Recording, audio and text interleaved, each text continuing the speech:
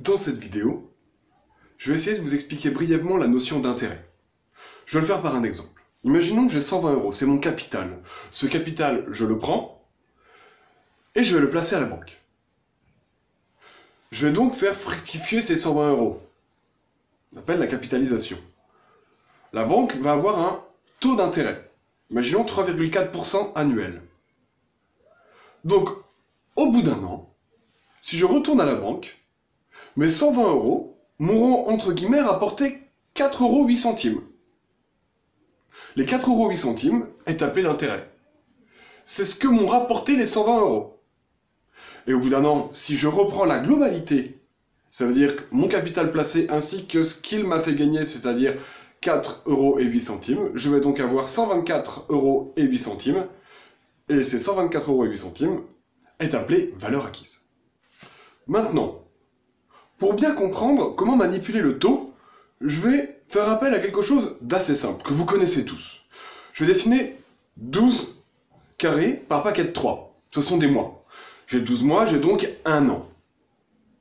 Si je prends la moitié d'un an, c'est-à-dire 6 petits carrés, 6 mois, ça correspond à un semestre. Et si je prends la moitié d'un semestre, c'est-à-dire 3 petits carrés, c'est un trimestre. C'est-à-dire qu'un trimestre, c'est 3 mois. Si je prends un petit carré, c'est donc un mois, et dans un mois, il y a 30 jours. Peu importe le mois, il y a toujours 30 jours. C'est-à-dire que, si je prends un trimestre, c'est 3 mois, et donc 3 fois 30, 90 jours. Si je prends un semestre, c'est 6 mois, c'est 2 trimestres, et c'est donc 6 fois 30, 180 jours. Et un an, on le connaît, par contre ce n'est pas 365 jours, on retient bien que c'est 12 mois fois 30 jours, 360 jours. Maintenant, prenons un exemple, pour mieux comprendre pourquoi je vais parler de ces différents cas de figure. Imaginons que notre banque nous donne un taux d'intérêt de 4,5% annuel. Moi déjà j'ai un pourcentage et j'ai un taux, ce n'est pas un taux en pourcent. Je vais donc ramener le pourcentage en valeur décimale. C'est-à-dire, un pourcentage n'est ni plus ni moins, quand on prend le mot pourcent, qu'une division par 100, ou une fraction sur 100.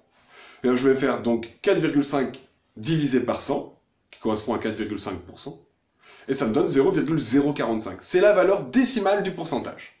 Mais je suis toujours sur mon taux annuel, qui est de 0,045. Maintenant, imaginons, pour complexifier, je veux passer ce taux annuel en journalier, car ma revalorisation, j'aurai envie de la faire tous les jours. Il va donc falloir que je compte le nombre de jours qu'il y a dans un an. Il y en a 360. Ça veut dire qu'un jour, c'est un an divisé par 360. Donc le taux journalier, c'est le taux annuel divisé par 360. C'est-à-dire 0,045 divisé par 360. Voilà pour l'introduction aux notions de base pour bien comprendre l'intérêt. Vous verrez que par la suite, il y aura deux vidéos. Une vidéo pour l'intérêt simple et une vidéo pour l'intérêt composé.